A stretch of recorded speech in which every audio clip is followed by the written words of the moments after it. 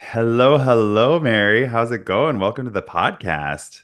Hi, Callan. I'm good. How are you doing? I'm good. I'm very excited to have you. So, a fun story. We met recently in Montreal because you ended up winning at Startup Fest. So, first of all, congratulations again on winning at Startup Fest. That was absolutely amazing.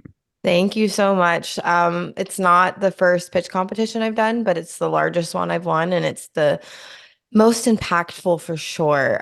Super excited to have one that's so meaningful to me for specifically queer entrepreneurs.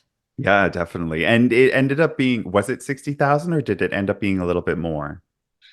I'm pretty sure it's 60,000. Okay. I was like, oh, I heard a rumor it might have kicked up to like 70,000. But We heard a I'm rumor that it was 70 as well.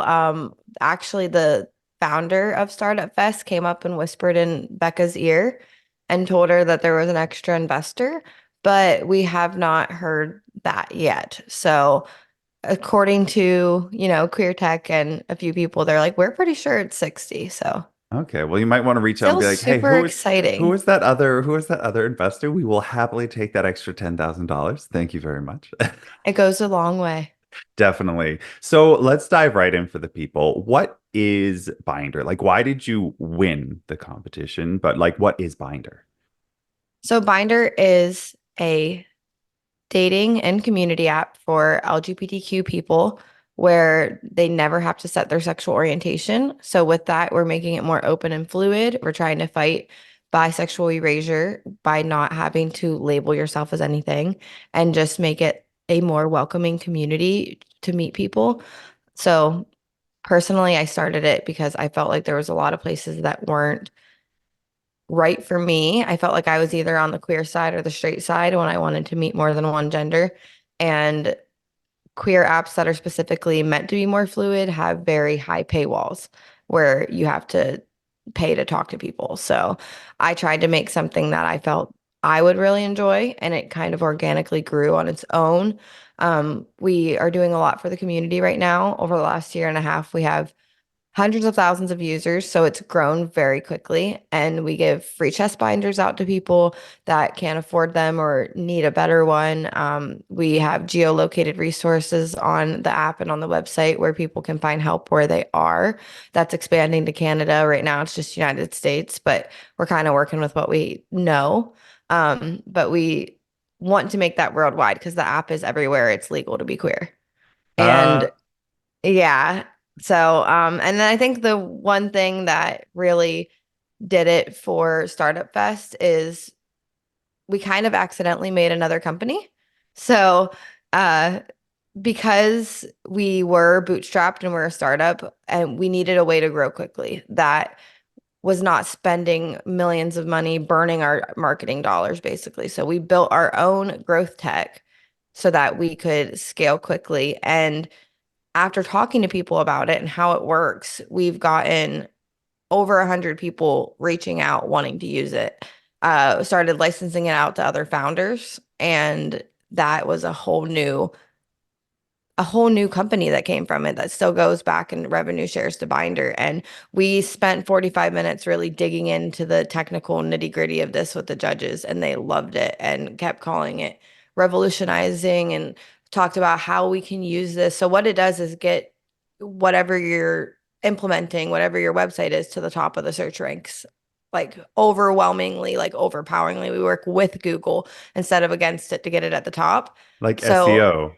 it's very strategic, targeted SEO with a little AI help in there that makes hundreds of thousands of landing pages instead of one, so that it indexes at a higher rate.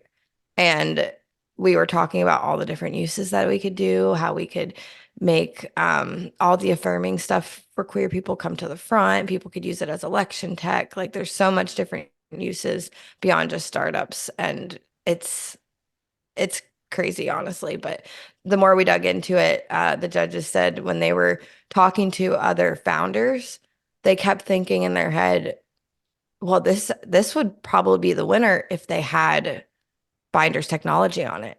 And that they kept Mhm. thinking back to us And they're like, if we keep thinking back to how they could help other people, like that's kind of a sign as well. Plus, they loved the actual app and the message that we have behind it and the goal that we have behind it of trying to make a safer place for queer people. Yeah, so there's a lot to unpack here. Yeah, I know. My background's actually like SEO, and so like that is my jam. So we're gonna talk after the podcast about For that. sure. But I want to pull it back and go back to kind of the story and the journey that you were on that got you here because you mentioned bi erasure, and it's Hmm. definitely a thing. Like it is definitely a thing. Like the whole "buy now, gay later." Like it happens all the time in the community. So I want you to share a little bit more about your journey and your experience on the dating app, specifically like discrimination you experienced during that time. Yeah, I mean, it's been on dating apps, it's been in real life. Like when you talk to people that either say like, "Ooh, you're bisexual," like straight people fetishize you or think that it's weird. Some gay people have told me that I'm not gay enough, or like lesbians don't want to date me because, and I'm obviously not every people, but my own personal experience, I felt that it's happened a lot where, um, if I've been with a man before, they don't want to talk to me. So, and just like the pick a side thing where people are like, "Oh, you'll come out later. You're just not there yet." And like, no, this is who I am. I technically identify as pansexual, but I don't like labels, and it's all under that bisexual umbrella. And me and my partner have both had our own journeys with this, that it was very close to our heart, and we've seen it happen to us and our friends. My co-founder was in a same-sex relationship for 12 years, that when he tried to come out as bisexual to his partner, they said, like, if you're bisexual, you don't love me. Like, you can only be gay to be in a relationship with me because we're both men. Um, and we've seen this happen a lot, and we're just really not chill with it.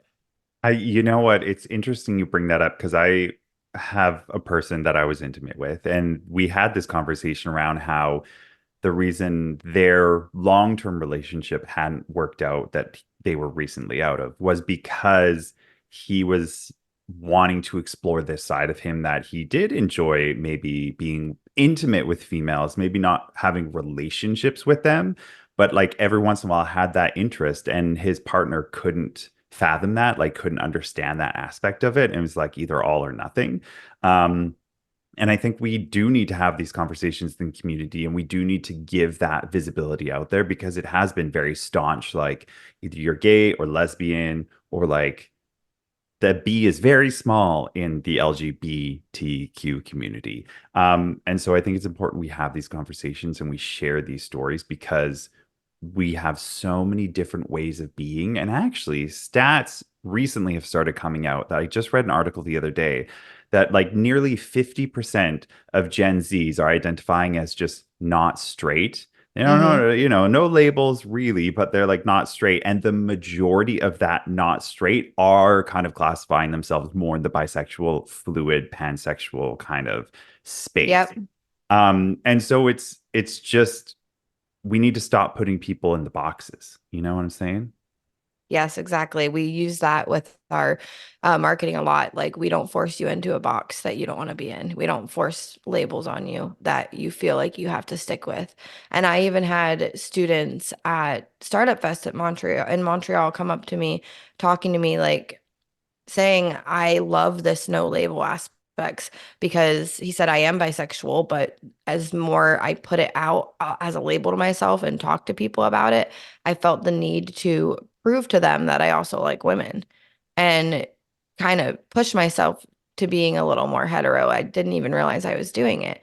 And I do like everybody generally, but not when I feel pressured into it. And I totally feel that, because on dating apps, we found that when you go to select your sexual orientation, some of them have like 20 of them. And but you look at like the first 3 to 5, and you're like, I don't fit here if it's not right there. And you feel like that they're focusing on those ones. Same thing with in real life, like when you're identifying as something that's a little more obscure that you feel like you have to educate people on, it's harder when you can just say like, I am who I am. I'm Mary. I'm human. I love the person, not doesn't matter what your gender identity is to me. So, and I think, like you said, with Gen Z, that's becoming much, much more prevalent that they don't really care. And um, the startup fest, like the queer judges that are amazing people, they said some of them are older, and they said when I was younger, you could not be out and have a job at all. And now, like this new world is giving us such hope. So that's really a lot more of what we're trying to lean into.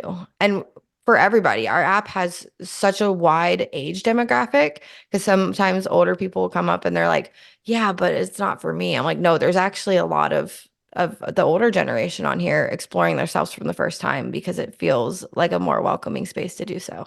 Oh, 110%. I could talk about older generations coming out at nauseum. I've done a podcast before where I had an older generation of coming out later in life, like after they got married to somebody of the opposite sex, had kids, did the whole family thing because that's what you were supposed to do back in the day.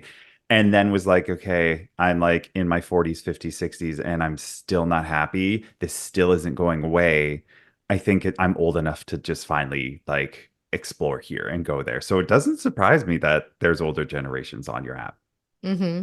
Yeah, it's really a big mix of it, and we love it. And I love reading people's bios as I'm swiping through that says, um, I've been in straight relationships my whole life, but I think I'm like 38% gay.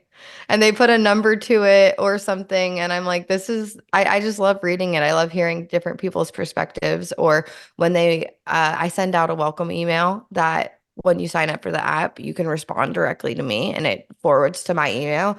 And I see everybody's feedback and how they like it. Or I feel like this really fits me. And that's honestly one of my favorite parts of being Bindr CEO is actually hearing from the users and uh, listening to them and looking at them as like, wow, these are all people. I think in the dating scene, a lot of people look at their users as just a number count that they need to get higher. And looking at it for as every single one of these are people who felt like my platform was right for them is very motivating. And it definitely helps me like work harder every day.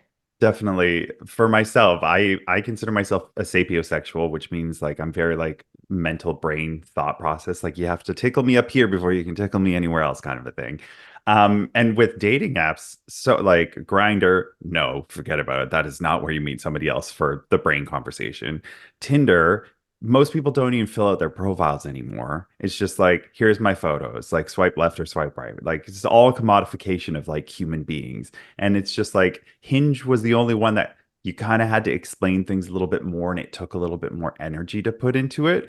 But other than that, it's so hard to find people that it's like, let's just drop all this stuff and like, let's just get to know each other like human beings again, not commodities.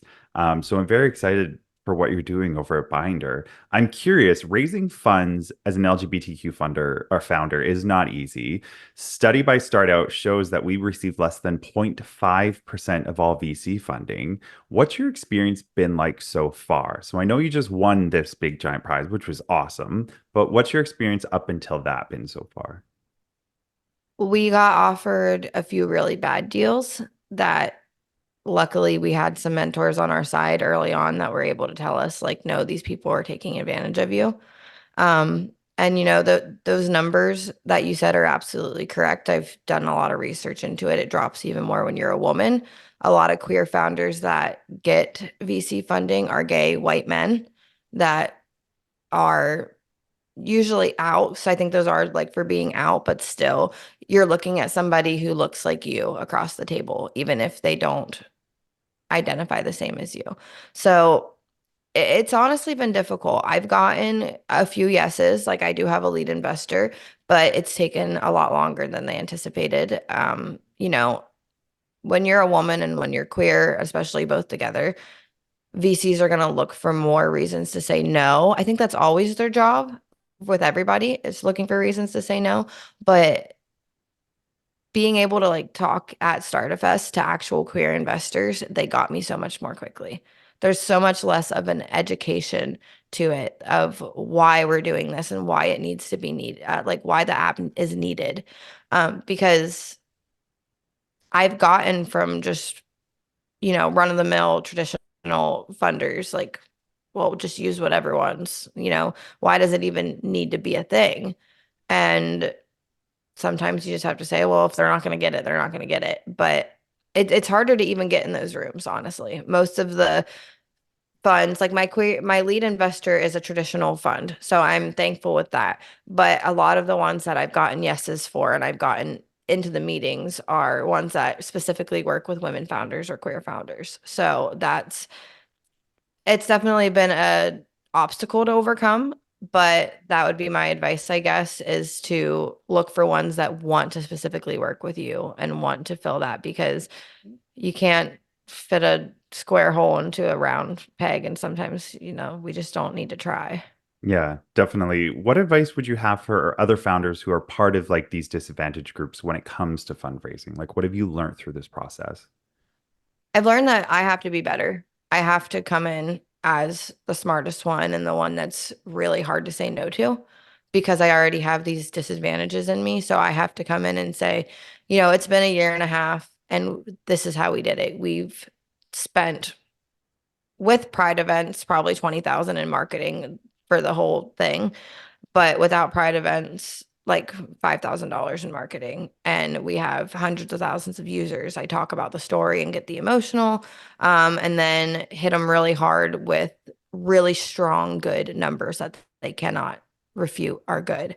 Um, so I usually flip the ratios around. So if I'm saying, as a woman founder, you're only going to get 2% of the funding for people of color, and for LGBTQ, like, do the same thing, flip it around. Say if only 98% of VC funding or 2% of VC funding comes to us, I have to be 98% better. And look at that.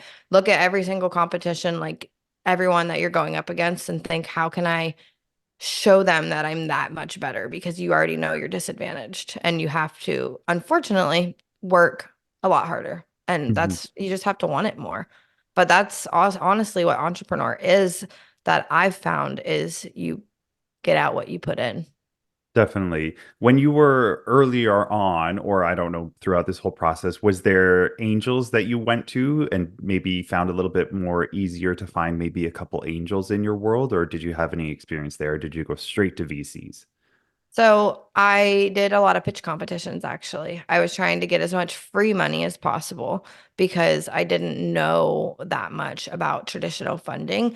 Like, I did the classes, I learned, but it was a little intimidating to me as a woman. I was worried people were going to try to take advantage of me, because the first offer that we got was really, really bad terms. The investors wanted to come on as founders and like write themselves into it that way, taking like 10% of the company, not giving us that much money. And I've seen people do similar deals, but it just didn't feel right. It felt predatory to me. They were um two white men that seemed like good people, but they didn't have anything to do with the community. They're very Republican, and that's not aligning with, everything that we're doing, especially in the States right now. Hmm. So we were lucky enough to turn that away, but we did find, like, that deal itself made me very wary.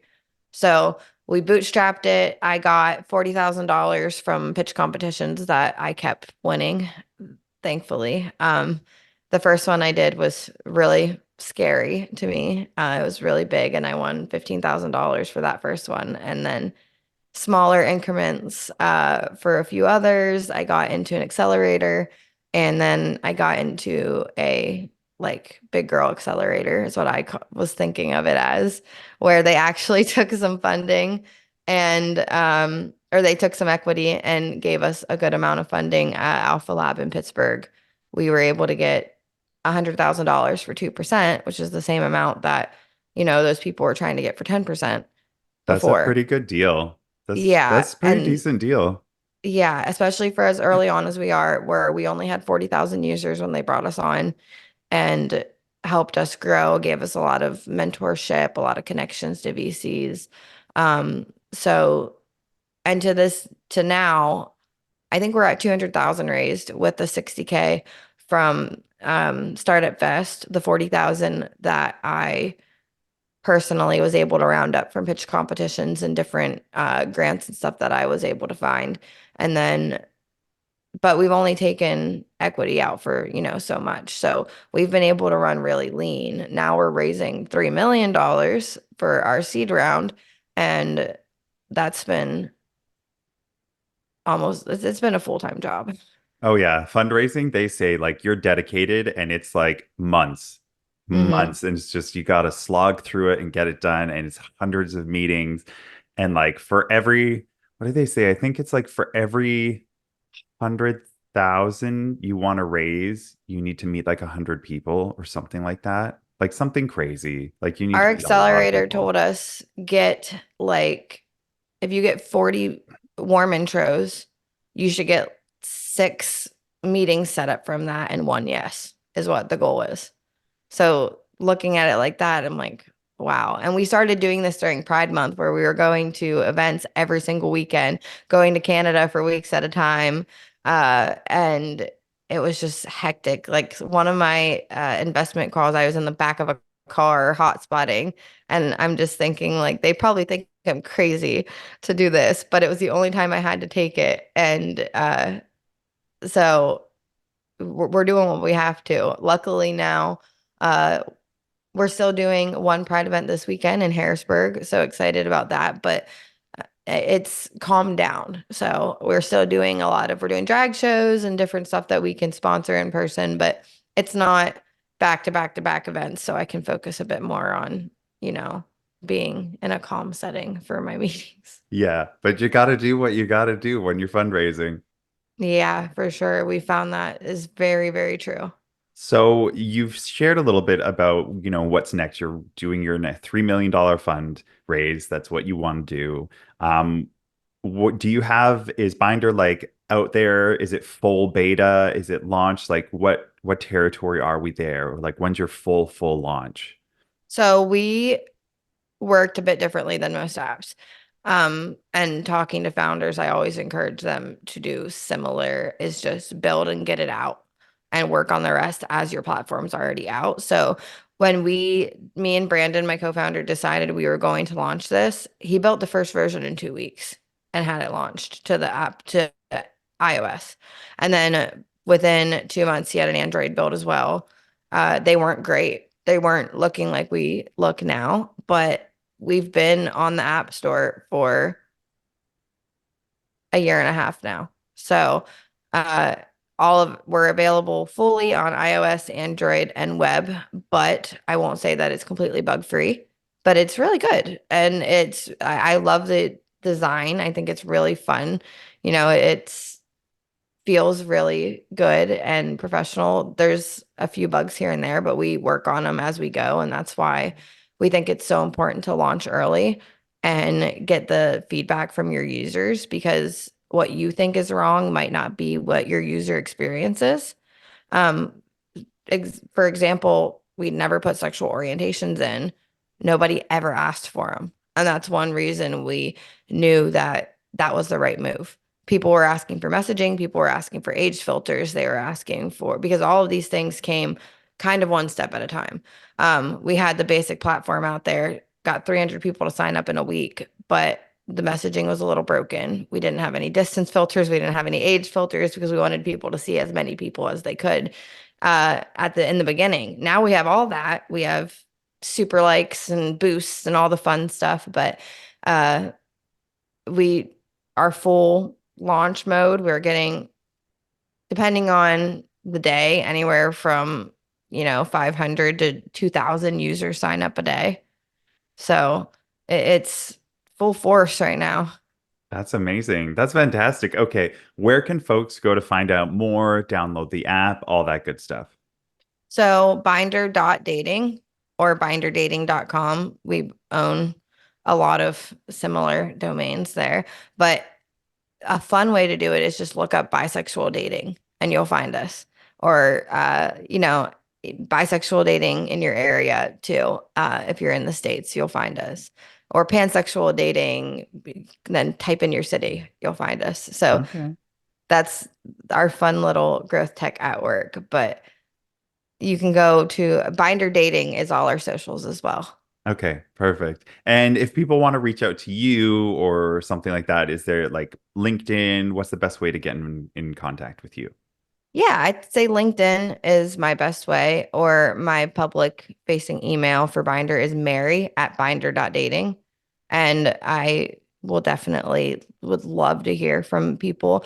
I love to help students or new entrepreneurs. I love to get more advice from people who've been doing it longer than me, or people in the queer community that have suggestions, that have any ways that they think our app could be more inclusive or better, or anything that they think I could do to help. Like I really bet at the end of this, like my end goal with all of Binder, I want to make a shit ton of money, and I want to stop conversion therapy camps. I want to make them outlawed. I want to make them not a thing. I want to go in like with a team and take everyone out and shut them down. Don't know how that's possible yet, but that's what our end goal is.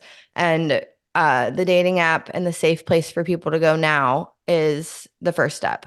So, we want to make a real big change. And any way that people would want to reach out and have suggestions, I would love to hear any of it. Yes. All right. I'll make sure I have all those links in the show notes for everybody to connect. Thank you so much for being on the podcast, Mary. This has been absolutely magical. And I just wish you all the best with what you're doing at Binder. Thank you for having me. This has been so fun. It's been a great conversation.